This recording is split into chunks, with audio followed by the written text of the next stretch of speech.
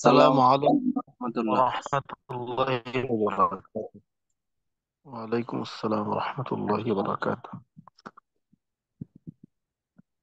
ভালো আছেন সবাই? জি, জি আলহামদুলিল্লাহ উস্তাদ, ভালো আলহামদুলিল্লাহ আছি। ওস্তাদ, ভালো আছি। আপনি কেমন আছেন? জি, আলহামদুলিল্লাহ, আমিও ভালো আছি। আচ্ছা, দুরূদ শরীফ পড়ে নি। বিসমিল্লাহির রহমানির রহিম। আল্লাহুম্মা সাল্লি আলা মুহাম্মাদ ওয়া আলা আলি মুহাম্মাদ কামা সাল্লাইতা আলা ইব্রাহিম ওয়া আলা আলি ইব্রাহিম ইন্নাকা হামিদুম মাজিদ।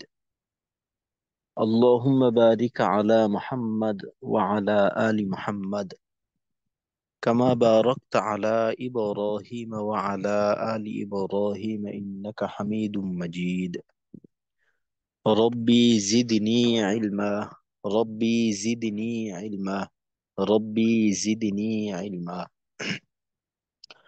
ربي اشرح لي صدري ويسر لي أمري واحلل عقدة من لساني يفقه قولي وبك نستعين يا مستعان. ربي يسر ولا تعسر وتمم علينا بالخير. আলহামদুলিল্লাহ, আজকে আমাদের এসো সিফত শিখি নবম ব্যাচের 13তম ক্লাস। তো আমাদের আহ, যে সবক চলমান ছিল ওইটা হলো যে সিফতের কাজ এবং এর চর্চা। তো গতকালকের আগ পর্যন্ত আমরা সিফতে লাজেমা মুতাদাদ্দার চতুর্থ ভাগ পর্যন্ত আমাদের আলোচনা হয়েছিল। তো গতকালকে আমরা 7টা হরফ মশক করছিলাম: সদ, দদ, ত, দ, গইন, খ, কফ, এই 7টা হরফ। তো সবগুলোই ইস্তিআলার হরফ। তো কথা ছিল পড়া শোনানোর। তো শুধুমাত্র ইফতিখার ভাই কিছুক্ষণ আগে শুনাইছেন, বাকিরা কিন্তু পড়া হোয়াটসঅ্যাপে শুনাননি। তো এটা শোনানো উচিত ছিল। তো ইনশাল্লাহ আমরা এই ক্ষেত্রে একটু অগ্রগামী থাকার চেষ্টা করব।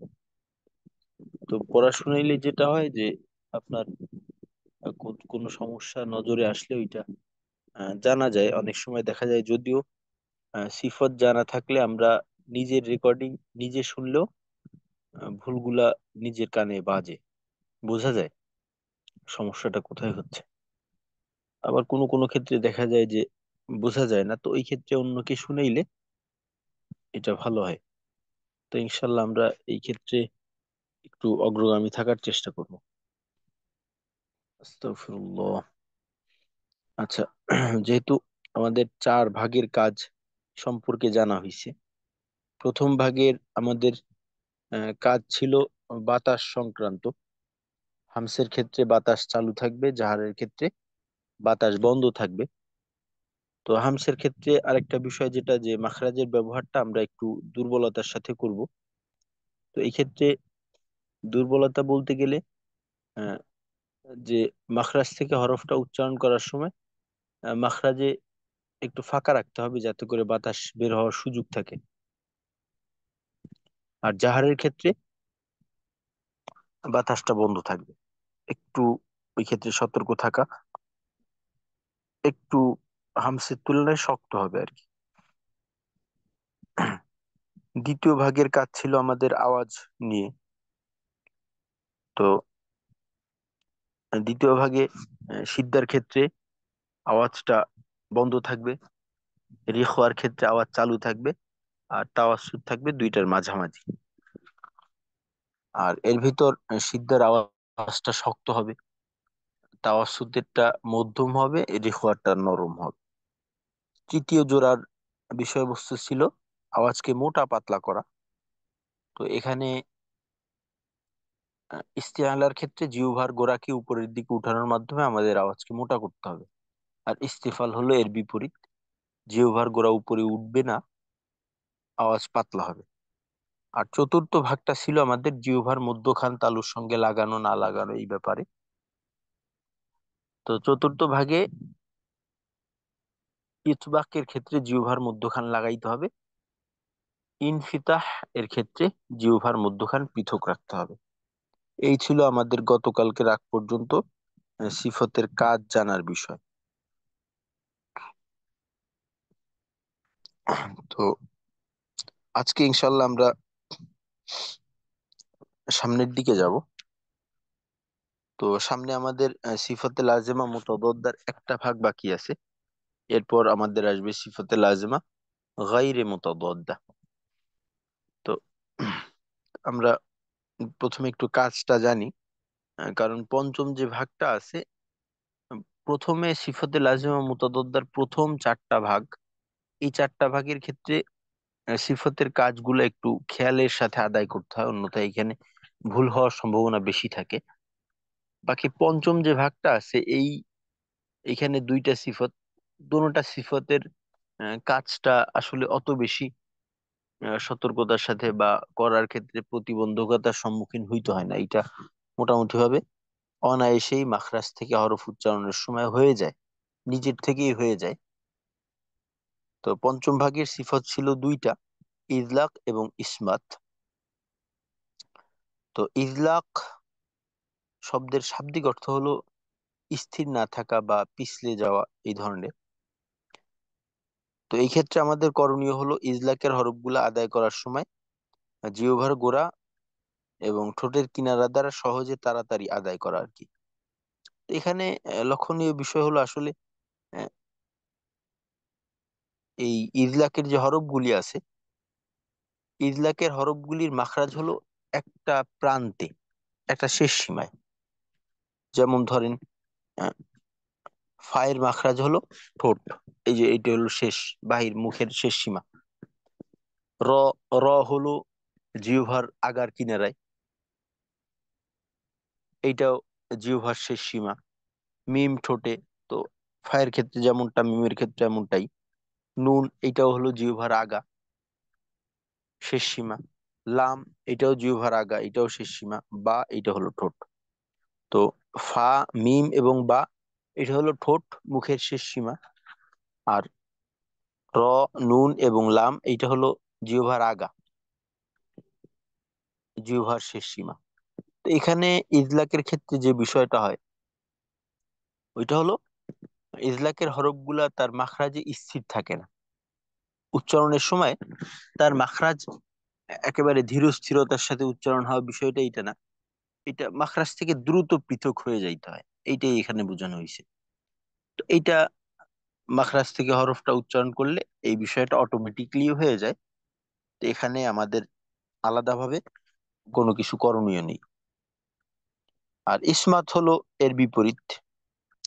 ইসমাত বলতে গেলে স্থির থাকা আর কি। তো ইসমাত সিফাতের হরফগুলি আদায় করার সময় জিহ্বার এই ইসমাতের সিফাতগুলো আদায় করার সময় নিজ মাখরাজ থেকে ধীর, স্থির ও মজবুতির সহিত আদায় হয়। অর্থাৎ এখানে হরফের উচ্চারণটা মাখরাজ থেকে যখন আমরা করব তখন মাখরাজের ব্যবহারের ক্ষেত্রে স্থিরতা থাকে, অত বেশি তাড়াহুড়া করে হয়ে যায় না। এই হলো পঞ্চম ভাগের কাজ। তো পঞ্চম ভাগের কাজ এইটা আমাদের কোনো রকম সমস্যার সম্মুখীন হইতে হবে না এটা আদায় করতে গিয়ে। তো এটা শুধুমাত্র আমাদের জানা থাকলেই চলবে, বাকি আদায়ের ক্ষেত্রে অত বেশি পেরেশানি নেই এখানে। তো এর মাধ্যমে আমাদের সিফাতে লাজিমা মুতাদাদ্দার কাজগুলি শেষ হলো। তো এইটা আলাদাভাবে আমাদের মশকেরও প্রয়োজন হবে না ইনশাল্লাহ। তো আলহামদুলিল্লাহ আজকে মোটামুটি ভাবে সবাই চলে আসছেন। রেজবি ভাই, মারুফ ভাই, ব্যস্ততা আলহামদুলিল্লাহ শেষ হয়েছে, অনেকদিন পর আসছেন। জি, আচ্ছা। তো এখন আমরা সিফাতে লাজিমা গাইরে মুতাদাদ্দার দিকেই চলে যাব। তো এর আগে সিফাতে লাজিমা গাইরে মুতাদাদ্দার নাম এবং হরফ এইগুলা একজন একটু শুনান, দেখি কতটুক মনে আছে। কে শুনাইতে পারবেন? সিফাতে লাজিমা গাইরে মুতাদাদ্দার নাম এবং হরফ।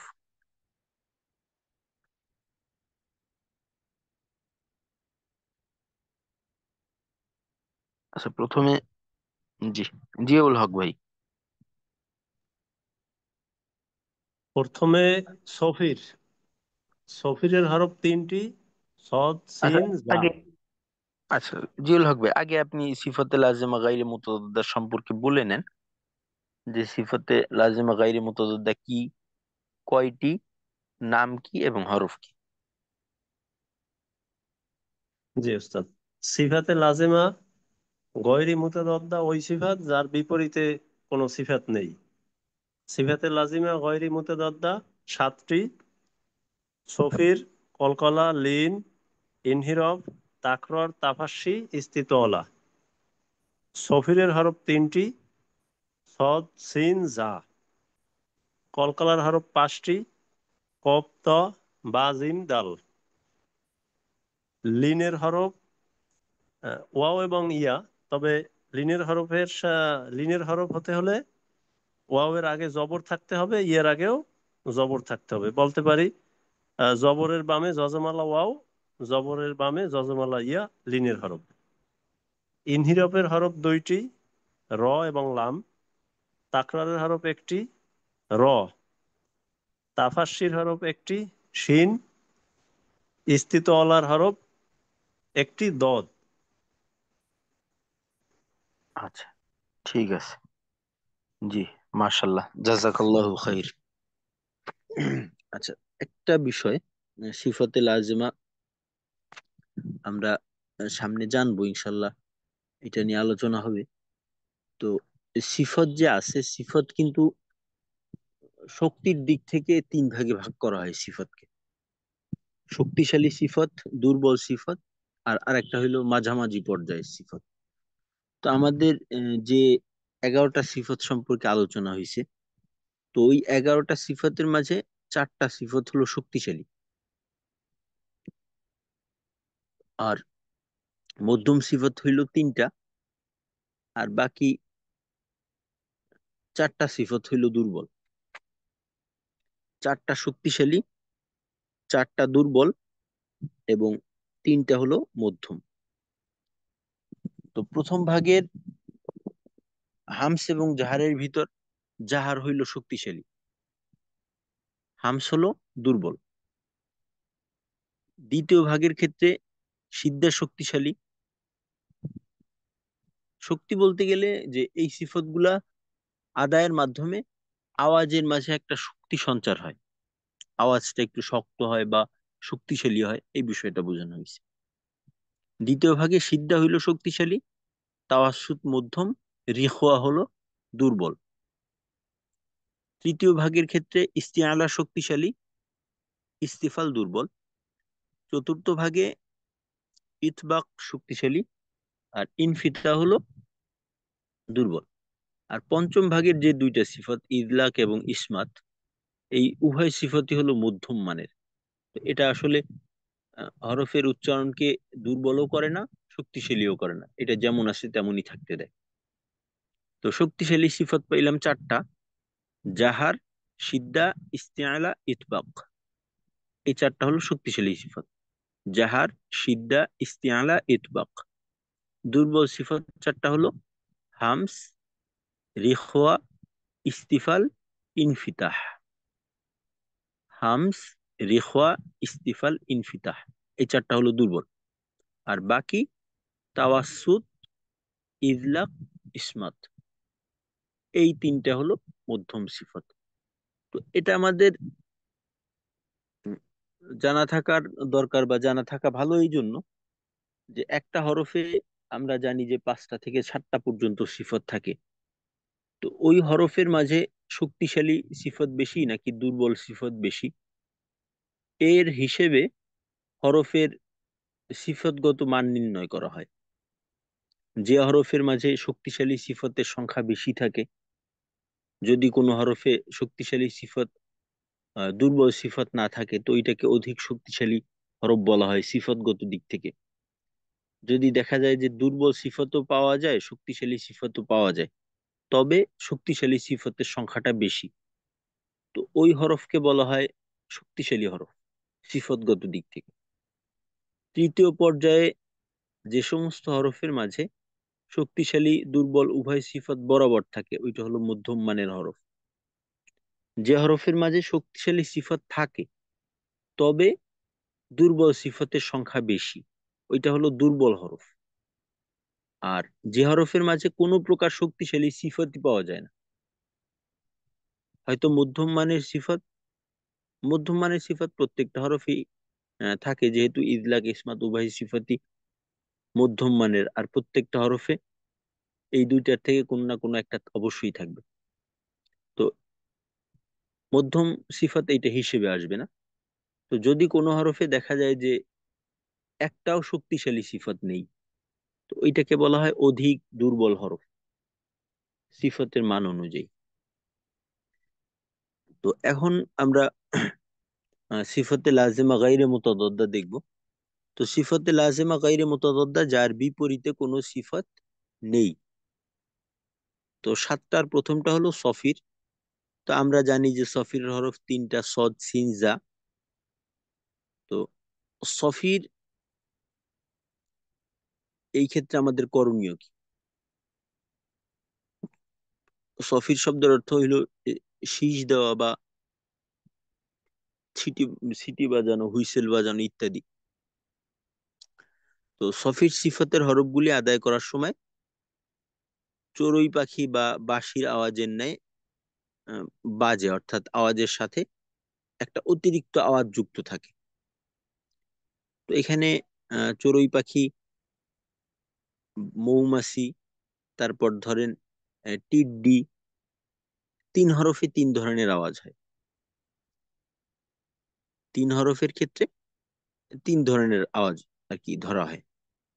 তো সদের যে আওয়াজ আছে, সদ স, স, এই ধরনের একটা আওয়াজ হয়। সিনের ক্ষেত্রে স,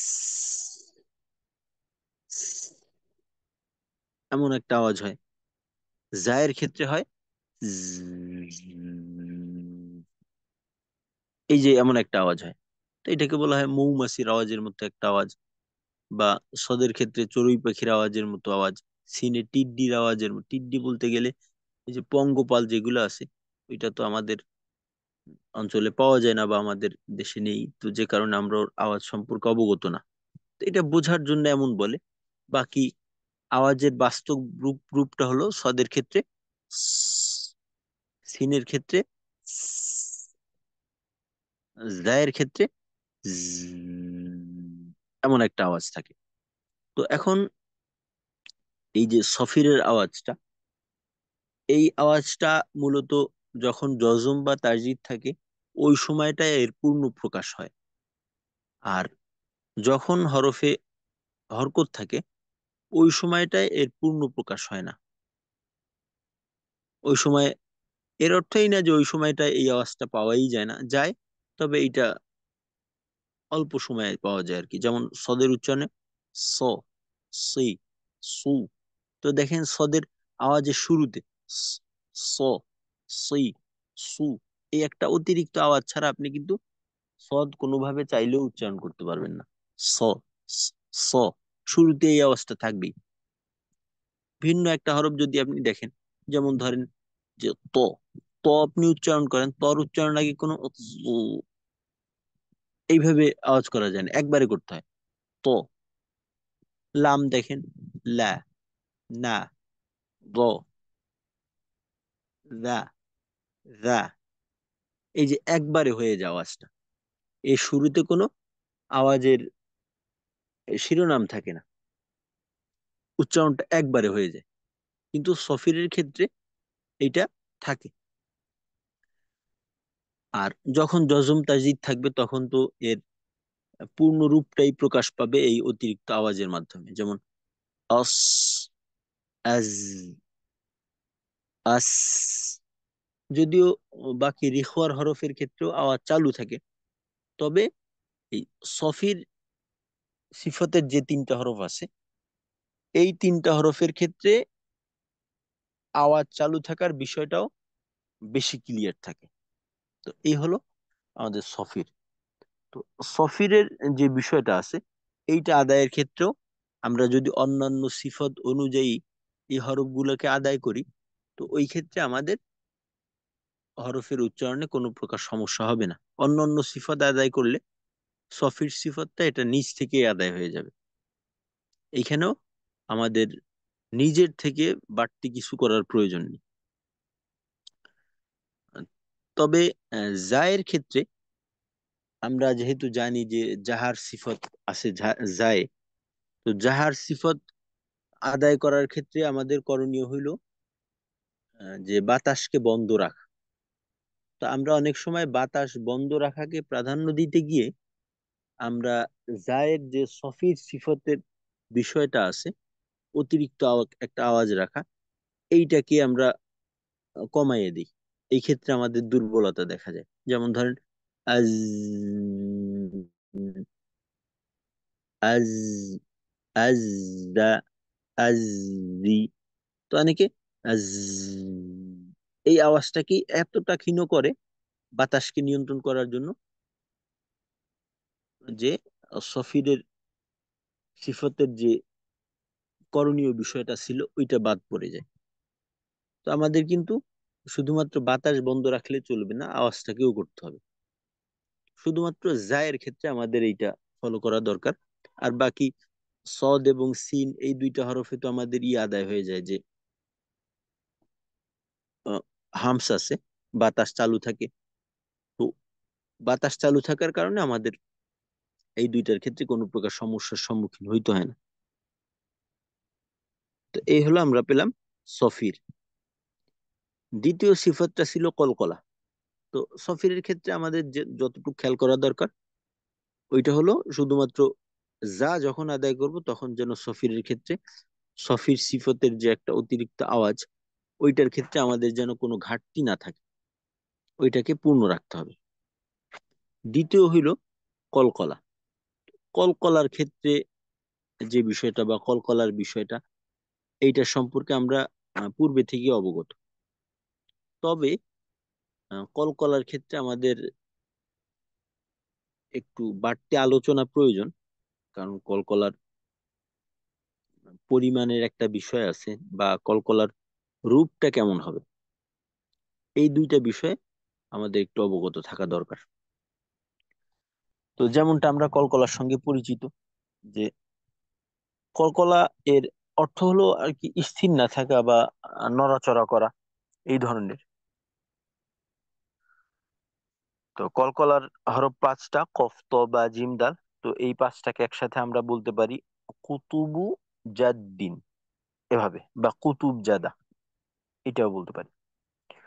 তো কলকলা সিফতের হরফগুলি সাকিন অবস্থায় আদায় করার সময় তার মাখরাজে শক্তভাবে ধাক্কা লাগার কারণে যে অতিরিক্ত আওয়াজ হয় ওইটাকেই কলকলা বলে। অর্থাৎ এখানে বিষয়টা হলো মাখরাজ থেকে হরফ উচ্চারণের সময় মাখরাজের ব্যবহারটা এমন শক্তভাবে হয় বা আহ, এমন ভাবে হয় যে মাখরাজে স্থির থাকা যায় না। এখানে একটা বিস্ফোরণ ধরনের হয় আর কি। যেমন ধরেন একটা শক্ত জায়গায় যদি বল মারা হয়, তো দেখা যায় বলটা আবার ওইখান থেকে ফিরে আসে। তো এরকম আর কি কলকলার বিষয়টা।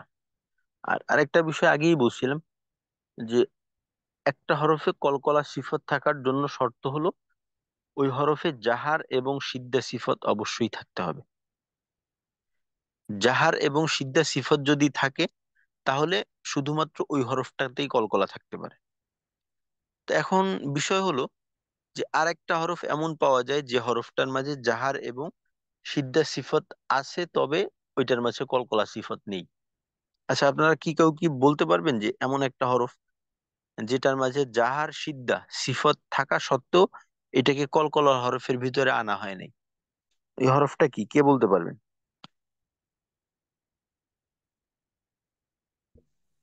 হামজা। যা, হামজা। জি, মাশাল্লাহ, জাযাকাল্লাহ খাইর। হামজা, হামজায় কিন্তু নিয়ম অনুযায়ী, তাজবিদের নিয়ম অনুযায়ী হামজার মাঝেও কলকলা হওয়া উচিত। তবে ওইখানে কলকলা করা হয় না, এটা হলো দুইটা কারণে। প্রথমত, হামজাতে কলকলা করাটা একটু সমস্যাকর হয়ে যায়।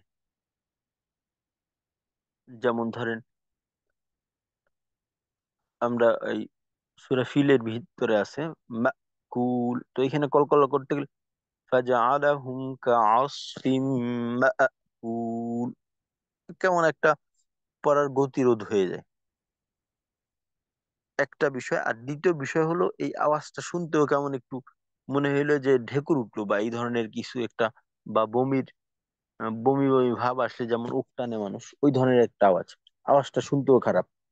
তো এই কারণে হামজার মাঝে কলকলাকে বাদ দিয়ে দেওয়া হয়েছে সুবিধার্থে, হামজায় কলকলা বাদ, বাকি নিয়ম অনুযায়ী হামজাতেও কলকলা হওয়া উচিত। তো এই গেল হামজা বাতিল, আর বাকি থাকলো কফ ত বা জিম দাল।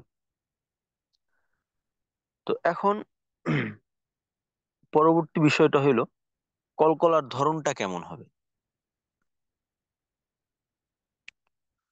কলকলার ধরনটা হবে এখানে দেখা যায় যে বিভিন্ন রকম তাজবিদের ক্ষেত্রে কোনো কোনো বিষয় আছে এমন যেখানে মতানৈক্য পাওয়া যায়, যে কলকলার রূপটা কেমন হবে বা যজমালা হরফের রূপ কেমন হবে। তো এই ক্ষেত্রে গ্রহণযোগ্য যেটা, ওইটা হলো, গ্রহণযোগ্য বলতে অধিক মত সংখ্যাগরিষ্ঠ বা যেটাকে সাধারণত গ্রহণ করা হয়, ওইটা হলো প্রত্যেকটা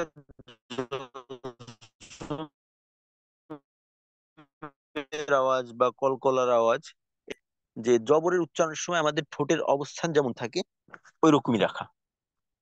জবরের উচ্চারণ করার সময় ঠোঁটের দুই কিনারার দূরত্ব যতটা থাকে ওই পরিমাণ দূরত্ব থেকে উচ্চারণটা করা জজমের উচ্চারণ। আর দ্বিতীয় বিষয় যেটা, ওইটা হলো যে জবরের সময় নিচের ঠোঁটের থেকে উপরের ঠোঁটের দূরত্ব যতটা থাকে ওই পরিমাণ দূরত্বে রেখে তারপর কলকলার করা। যেমন ধরেন আক, আক, আক, তো এখানে যদি আমি এইভাবে করতাম আক, কি, একটু নিচের দিকে আওয়াজটাকে চাপ দিতাম, তো ওই ক্ষেত্রে যেটা হয় যে আওয়াজটা জবরমুখী না হয়ে কিছুটা জেরমুখী হয়ে যায়। আবার যদি ধরেন আমি ঠোঁট গোল রেখে কলকলাটা করি আক, তো এইটা চলে যায় পেশমুখী, পেশের মুখী হয়ে যায় কলকলাটা। তো কলকলা সবসময় জবরমুখী করা, এইটা হলো সহজ। আর বাকি দেখা যায় যে অনেকে বলেন যে প্রত্যেকটা যজমাল হরফ বা কলকলা এটাকে পূর্বের হরফের হরকত অনুযায়ী করা। তো পূর্বের হরফে যদি জবর থাকে তো জবরমুখী হবে, জের থাকলে জের মুখী, পেশ থাকলে পেশের মুখী। তো আমাদের এত অবস্থার পরিবর্তনের প্রয়োজন নেই, আমরা একরকম করেই সর্বদা জবরমুখী করে করব। এই গেল আমাদের কলকলার ধরন। আর দ্বিতীয় বিষয়টা হলো যে কলকলার পরিমাণ। আমরা মোটার পরিমাণ জানছিলাম, যে একটা হরফ মোটা হওয়া এর অর্থ এই না যে সর্ব অবস্থাতেই একই রকম মোটা হবে। তো ওইখানে আমরা পাঁচটা পর্যায়ে পাইছি, পাঁচটা স্তরে পাইছি মোটাকে। তো কলকলার ক্ষেত্রেও এমন তিনটা পর্যায় আছে, বা তিন রকম হয় কলকলার পরিমাণ। প্রথমত হলো কলকলা যদি আয়াতের শেষে হয় অথবা ভিতরে হয়, এটা হলো দুইটা অবস্থা। কলকলা হয়তো আয়াতের শেষে হবে অথবা আয়াতের ভিতরে হবে। তো আয়াতের ভিতরে যদি কলকলা হয় ওই ক্ষেত্রে কলকলাটা হয় সবচেয়ে কম। যেমন ধরেন কদ আফলাহা, এখানে কদ, লাকদ কানা, আতআমাহুম, আতআমাহুম, এই যে আয়াতের ভিতরে কলকলা হইলো, তো এই কলকলা গুলো একটু ছোট করে করা, অর্থাৎ এখানে সময় কম দেওয়া। আর দ্বিতীয় যে অবস্থাটা ছিল যে আয়াতের শেষে কলকলা হওয়া, তো আয়াতের শেষে কলকলা হইলে এটার দুইটা অবস্থা হইতে পারে। এক হলো যে কলকলার হরফে তাসদিদ ছিল, ওই অবস্থাতে আমরা শেষ করলাম, তাসদিদ যুক্ত কলকলার হরফ যদি আয়াতের শেষে হয়, তো এই ক্ষেত্রে কলকলার পরিমাণটা হয় সবচেয়ে বেশি। আর যদি তাসদিদ ছাড়া আয়াতের শেষে কলকলা হয়, অর্থাৎ কলকলা হরফে তাসদিদ নেই, এই অবস্থাতে যদি হয়, তো ওই ক্ষেত্রে কলকলা হয় মধ্যম।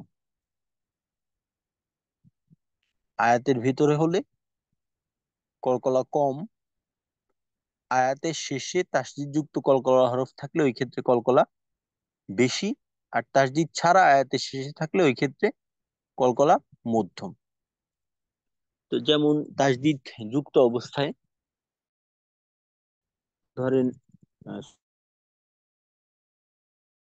সূরা লাহাবের ভিতর তাব্বাত ইয়াদা আবি লাহাবিন ওয়া তাব ওয়া তাব, এখানে বেশি সময় নেওয়া। আর আরেকটা যেটা তাসদিদ ছাড়া, যেমন মা আগনা আনহু মালুহু ওয়া মা কাসাব, সাব সাব, এইখানে কলকলা হলো মধ্যম। কাসাব, এখানে শেষে বায়ে তাসদিদ নেই, তাসদিদ ছাড়া। আর বাকি প্রথম আয়াতে ওয়া তাব, এইখানে আওয়াজে সময় বেশি করে নেওয়া। বেশি বলতে গেলে আমরা জানি যে একটা হরফে তাসদিদ থাকা মানে হলো যে এইখানে আসলে হরফ একটা না, এখানে হরফ দুইটা। এটা লেখার সুবিধার্থে দেখা যায় যে পাশাপাশি একই রকম দুইটা হরফ থাকলে তো ওই ক্ষেত্রে একটা লেখে বাকিটাকে তাসদিদ দিয়ে বোঝানো হয়। তো আমরা যখন কোনো হরফে, এটা যদি এমন কি কলকলা ছাড়াও কলকলা হইল না, একটা হরফে দেখা গেল যে আয়াতের শেষে একটা তাসদিদ যুক্ত হরফ আসছে আর আমরা ওইখানে অক্ষ করলাম, ওই ক্ষেত্রেও ওই হরফের মাখরাজে দ্বিগুণ পরিমাণ সময় অবস্থান করা। আর কলকলা হরফ হইলে তো দ্বিগুণ পরিমাণ সময় অবস্থান করব, আর সাথে আওয়াজটাও জোরালো ভাবে করব। যেমন ওয়াতাব, আওয়াজটাকে যদি এইখানে তাসদিদ ছাড়া ছাড়া থাকতো তখন আমরা করতাম ওয়াতাব ওয়াতাব তাব তাব, এইভাবে বন্ধ সময়টা অল্প থাকতো আর কলকলার ফিরতি আওয়াজটাও কম হইতো। কিন্তু যেহেতু তাসদিদ আছে, তো মাঝের সময়টাকেও বেশি নিতে হবে, দুইটা বা পরিমাণ সময় নিতে হবে। তাব, শক্ত করে ধরে একটু শক্ত করে ছাড়া, তো বেশি দ্বারা এইটাই আর কি বোঝানো হয়েছে। তো এর মাধ্যমে আমরা কলকলার পরিমাণটাও পেয়ে গেলাম। কলকলার ক্ষেত্রে আমরা দুইটা বিষয় পেলাম, একটা হলো যে আমাদের কলকলার ধরনটা কেমন থাকবে, এক। আর দ্বিতীয়টা হলো আমাদের কলকলার পরিমাণটা কেমন হবে। তো ইনশাল্লাহ কলকলা আদায়ের ক্ষেত্রে আমাদের এইটা অবশ্যই ফলো করতে হবে, একটা বিষয়। আর আরেকটা বিষয় হলো যে আমরা এখানে দেখতেছি যে কলকলা হরফের ভিতরে কিন্তু দুইটা মোটা হরফ আছে। তো এই মোটা দুইটা হরফের কলকলার মাঝে কলকলার ফিরতি আওয়াজটাও কিন্তু মোটা ভাবে করতে হবে। যেমন আক, ক, একেবারে এখানে ঊর্ধ্বমুখীর পরিমাণটা বেশি থাকবে। তো এর ক্ষেত্রে আত, ত, আত। আর বাকি বা, জিম এবং দাল, এইটা হলো আওয়াজটা নিম্নমুখী, যেহেতু মোটা না, নিম্নমুখী বলতে গেলে পাতলা। আব, আজ, আদ।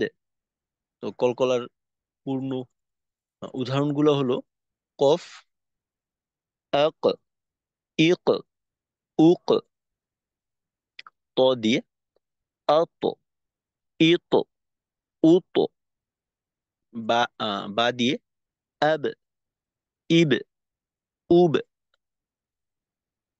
জিম, আজ, ইজ, উজ। তারপর সর্বশেষ দাল, আদ, ইদ, উদ।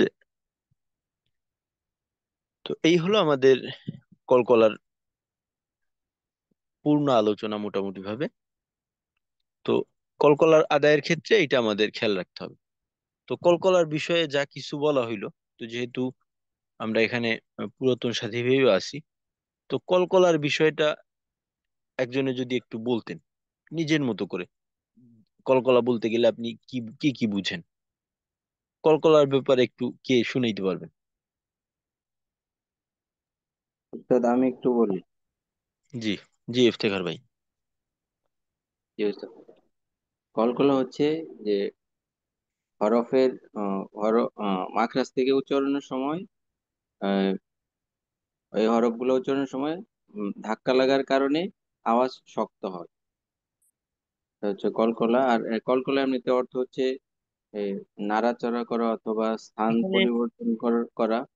জি উস্তাদ। ইফতেখার ভাই, এখানে কথাটা একটু হলো কি যে আওয়াজ শক্ত হয় না, শক্ত তো অবশ্যই হবে, ঠিক আছে।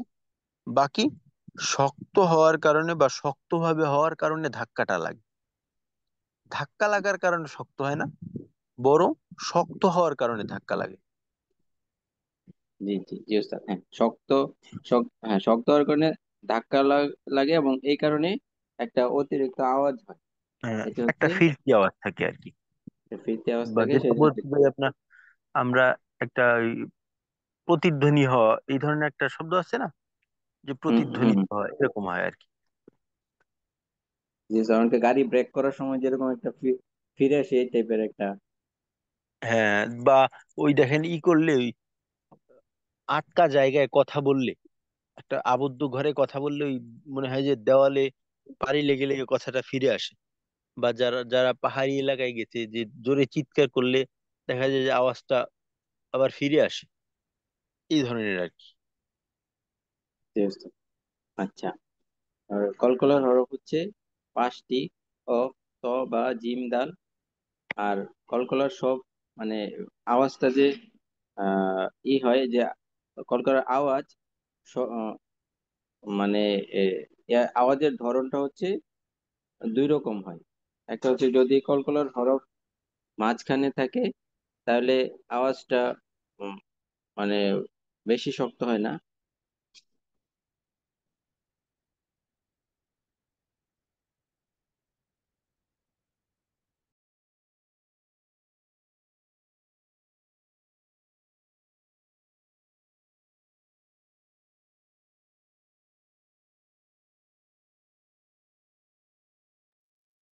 আচ্ছা ইফতেখার ভাই, আমি আমি লাইন থেকে বের হয়ে গেছিলাম, তো আমি শুনতে পারিনি। আপনি বোধহয় কলকলার পরিমাণের ব্যাপারে বলতেছিলেন।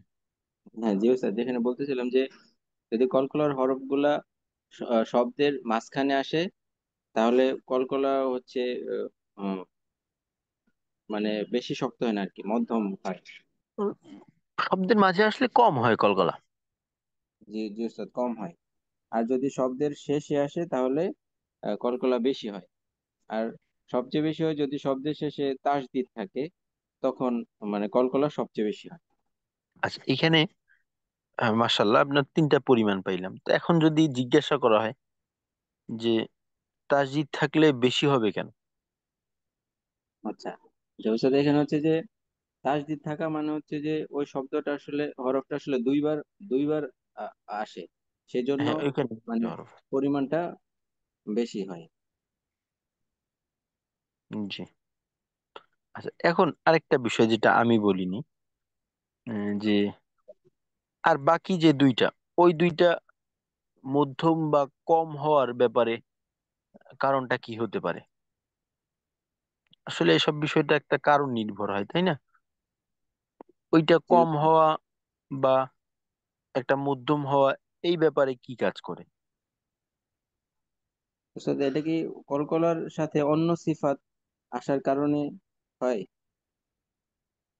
এইখানে আরেকটা বিষয় আসতে পারে যে ওইটা, এটার কারণ কি, ওইটার কারণ হইলো যখন আয়াতের মাঝে থাকে, ওই সময় যেহেতু এর ডানে বামে উচ্চারণের একটা চাপ থাকে, ডানে বামে অন্যান্য উচ্চারণও করতে হয়।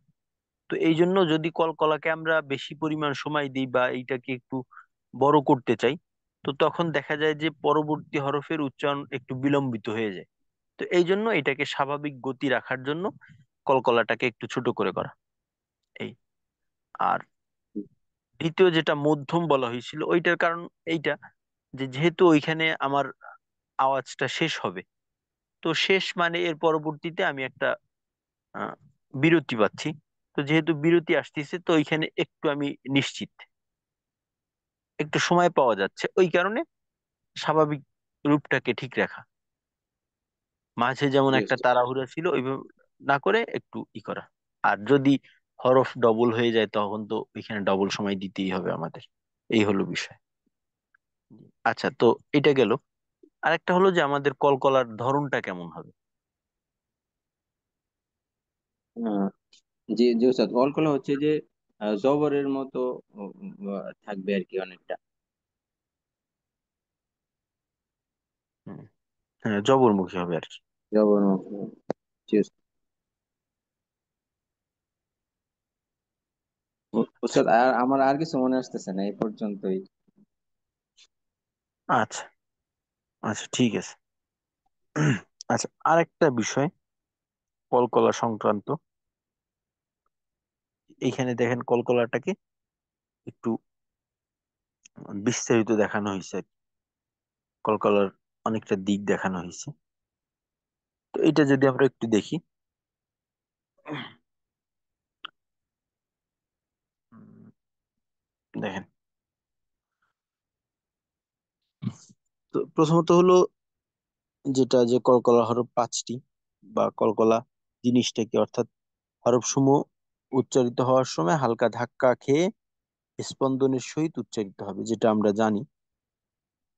আর যেটা বললাম যে ইহা জবরের দিকে মায়েল হয়ে উচ্চারিত হয়, অর্থাৎ জবরমুখী হবে, মোট কথা হলো।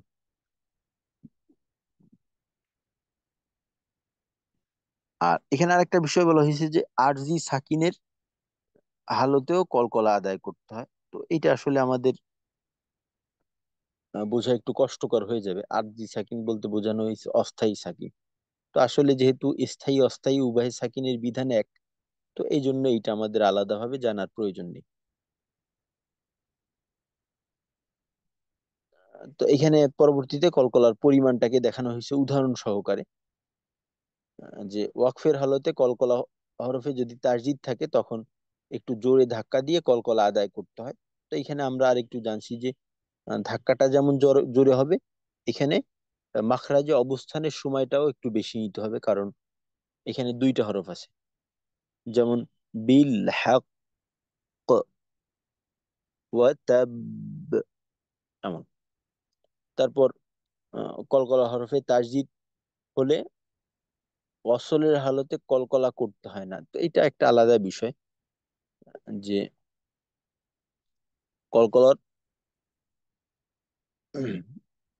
হরফে যদি তাসদিদ থাকে, তো এখানে একটা প্রশ্ন থাকে যে তাসদিদের প্রথম অংশ তো আমরা জানি যে এটা জজমের মতো কাজ করে। অনেক অনেকে আছে যে মনের ভিতরে খালি বিভিন্ন ধরনের প্রশ্ন ঘুরে, যারা একটু চিন্তা ভাবনা করে। তো এমন একটা প্রশ্ন আসতেই পারে। তো যেহেতু প্রশ্ন আসার আগে আমরা একটা উত্তর পেয়ে যাচ্ছি, যে ওইখানে তো নিয়ম অনুযায়ী, যেহেতু আমরা জানি যে যখন আমরা তাসজিদের নিয়ম পড়ছি, তখন কিন্তু আমাদেরকে এভাবেই পড়ানো হয়েছে যে তাসজিদওয়ালা হরফ দুইবার পড়তে হয়। প্রথমবার ডান দিকের হরকতের সঙ্গে জজমের মতো। তো জজমের মতো যদি পড়ি, তো কলকলা হরফে জজম হইলে তো কলকলা হয়। তো যেহেতু কলকলা হরফে তাসদিদ পাচ্ছি, সুতরাং প্রথম অংশ কলকলা করব। তো এইটাই এখানে ক্লিয়ার করা হচ্ছে আসলে। এই নিয়ম না। যদি কলকলা হরফে তাসদিদ থাকে এবং আমরা মিলিয়ে পড়ে যাই, ওই ক্ষেত্রে এখানে কলকলা করতে হবে না।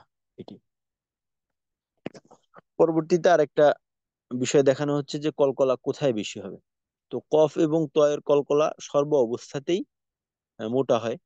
কারণ আমরা জানি যে এটা মোটা হরফ,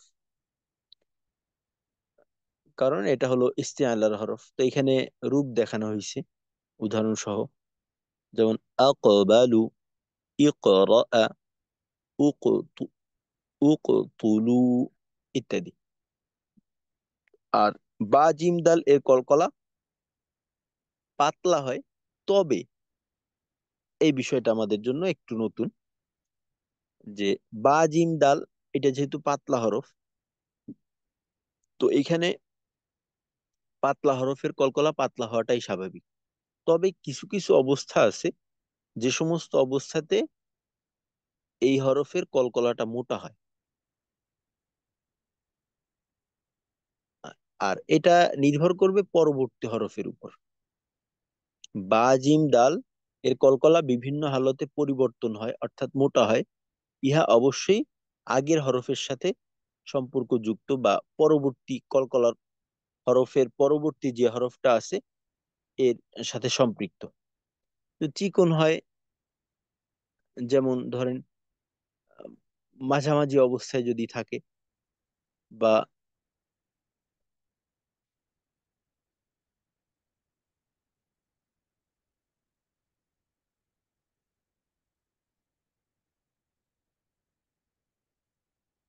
আচ্ছা, তো এখানে আহ, এই দেখানো হয়েছে যে রূপ, মোটা হওয়ার রূপ।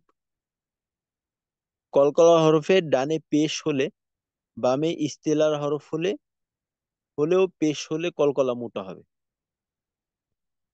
যে বিষয়টা হলো কি, যে কলকলা হরফের ডানে যদি পেশ হয়, কলকলা হরফের ডানে পেশ হয়, বামে ইস্তেলার হরফেও পেশ হয়, তখন কলকলা মোটা হয়। এখানে বলতে পারি শর্ত হইছে তিনটা। এক তো হইছে কলকলা হরফের পূর্বের হরফে পেশ হইতে হবে। দ্বিতীয়ত পরবর্তীতে মোটা হরফ থাকতে হবে এবং মোটা হরফেও পেশ থাকতে হবে। তো ওই অবস্থাতে কলকলা মোটা করে করতে হয়। তো যেমন এখানে যদি আমি স্বাভাবিক কলকলা করি, উদ হুলু, উদ উদ উদ, এই যে পাতলা উদ হুলু, তো এখানে উদ না বলে উদ, উদ দ, একটু ঊর্ধ্বমুখী করে করা, উদ হুলু, উদ হুলু, এইভাবে একটু মোটা করে করা। তারপর কলকলা হরফের ডানে পেশ হয়ে বামে র পুর এর কায়দা আসে, কলকলার উপরের দিকে হবে, অর্থাৎ মোটা হবে।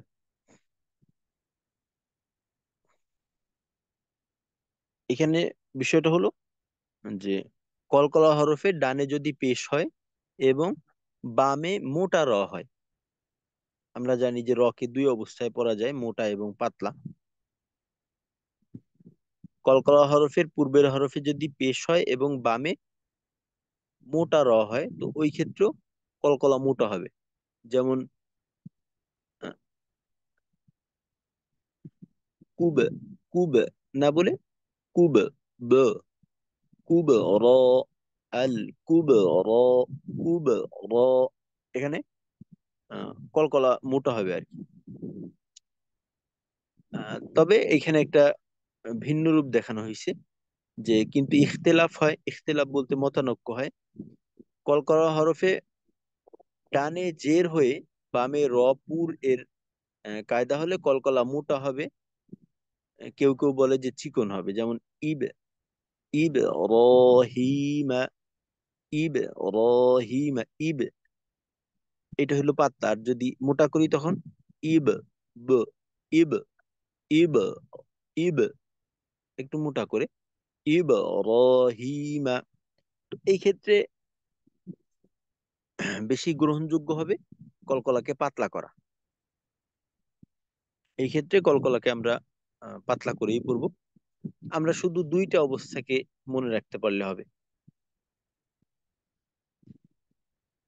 কলকলার হরফ পাতলা বা জিম দাল, এইটার কলকলা স্বাভাবিক অবস্থাতে পাতলা হওয়ারই কথা, বাকি দুইটা অবস্থাতে মোটা হয়।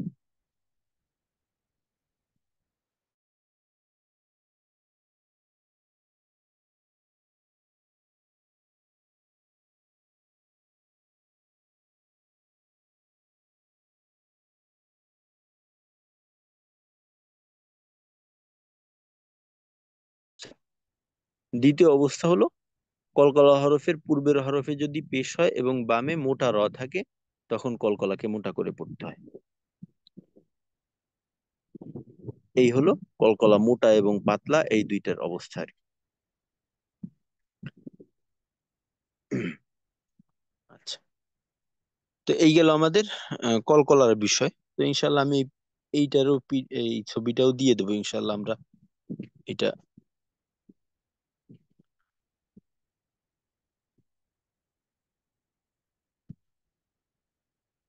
এটা আমাদের মাথায় রাখার চেষ্টা করবো ইনশাল্লাহ। আচ্ছা, এখন আমরা আগামী সামনে যে কয়টা সিফাত বাকি আছে ওইটা নিয়ে আগামীকালকের আলোচনা করব। আমাদের আজকে যেহেতু সময়ও কম, তো কলকলার উচ্চারণ গুলো আপনাদের থেকে আমি শুনতে চাচ্ছি।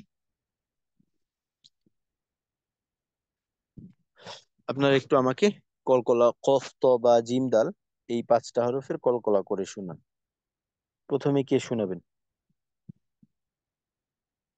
জি, জিয়াউল হক ভাই। প্রত্যেককে আমরা পড়াশোনার ক্ষেত্রে একটু অগ্রগামী থাকার চেষ্টা করবো ইনশাল্লাহ। প্রথমে কফ, আক, ইক, উক, ত, জি, আত, ইত, উত। আচ্ছা। হ্যাঁ, জিয়াউল হক ভাই, ত এর কলকলা বিশেষ করে পেশের সময় আরেকটু মোটা করা যায়, উত, উত, উত, এরকম। কারণ পেশ থাকলে তো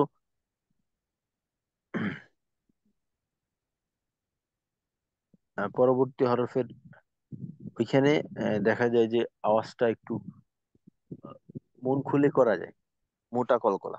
কারণ কি, এমনিতে আমাদের মোটা হরফ আদায় করতে গেলে ঠোঁট একটু গোল হয়ে যাইতে চায়। এমনকি মোটা হরফ আদায়ের ক্ষেত্রে ঠোঁট একটু গোল করাটাও করারও সুযোগ আছে আমাদের জন্য। তো যেহেতু পেশ আছে পূর্বে, তো কলকলাটা আরেকটু মোটা হইতে পারলে আরো ভালো হয় আর কি। উতো, উতো, উতো। যদিও গোলের পরিমাণটা একটু কম রাখতে হবে, আমরা জানি যে কলকলা জবরমুখী করে রাখা। জি, তো এর কলকলাটা আর একবার ফুট। জি ওস্তাদ। আত, ইত, উত।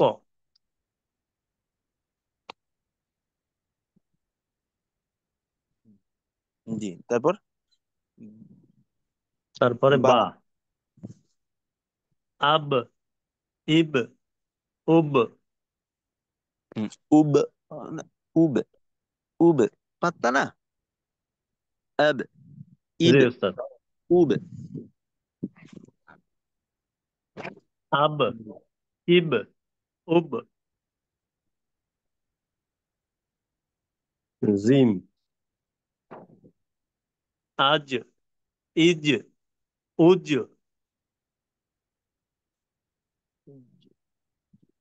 আচ্ছা, দাল, দাল, আদ, ইদ, উদ। উদ। আচ্ছা, ঠিক আছে, মাশাল্লাহ। জি।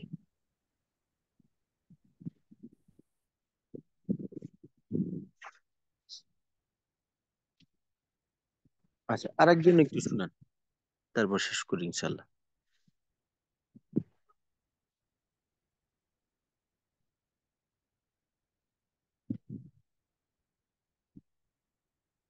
আচ্ছা, ফরহাদ ভাই আপনি শুনান।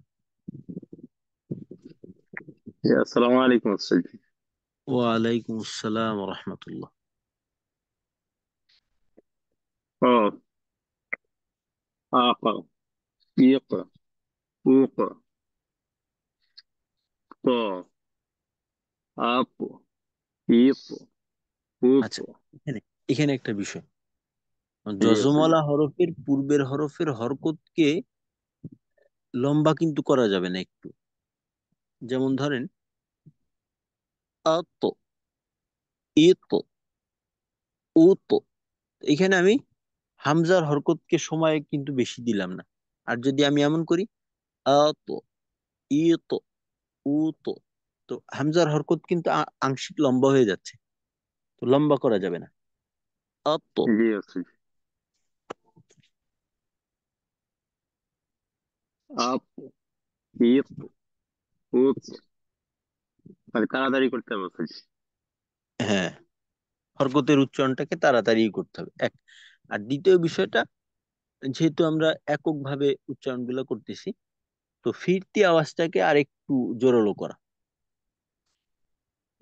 জি আছে। আচ্ছা, তারপর তারপর হলো বা, বা। আব, ইব, উব।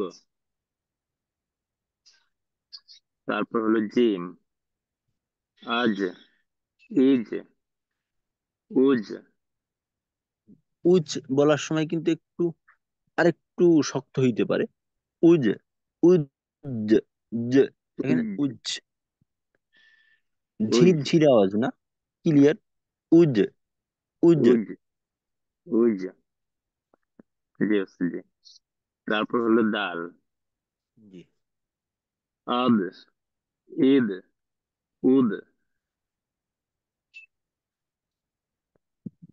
আচ্ছা, ঠিক আছে, মাশাল্লাহ, জাযাকাল্লাহু খাইর।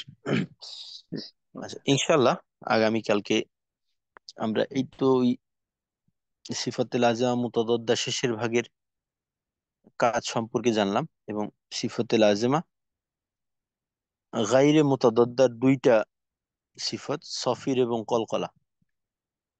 তো সফিরের মাঝে আমাদের আলোচনা একটু কম ছিল, কলকলার একটু বিস্তারিত রূপটাই দেখলাম। তো ইনশাল্লাহ আমরা এটা একটু মাথায় রাখবো। আর এই যে 5টা হরফের কলকলা, আগামীকালকে আমরা প্রত্যেকেই গ্রুপে রেকর্ডিং করে পোস্ট করব ইনশাল্লাহ। প্রত্যেকেই শোনাবো, কালকে যেন ভুল না হয় ইনশাল্লাহ। আসসালামু আলাইকুম ওয়া রাহমাতুল্লাহি ওয়া বারাকাতুহু। ওয়ালাইকুম ওয়ালাইকুম আসসালাম ওয়া আসসালাম ওয়া রাহমাতুল্লাহি ওয়া রাহমাতুল্লাহি বারাকাতুহু। سبحان الله وبحمده سبحانك اللهم وبحمدك أشهد أن لا إله إلا أنت أستغفرك وأتوب إليك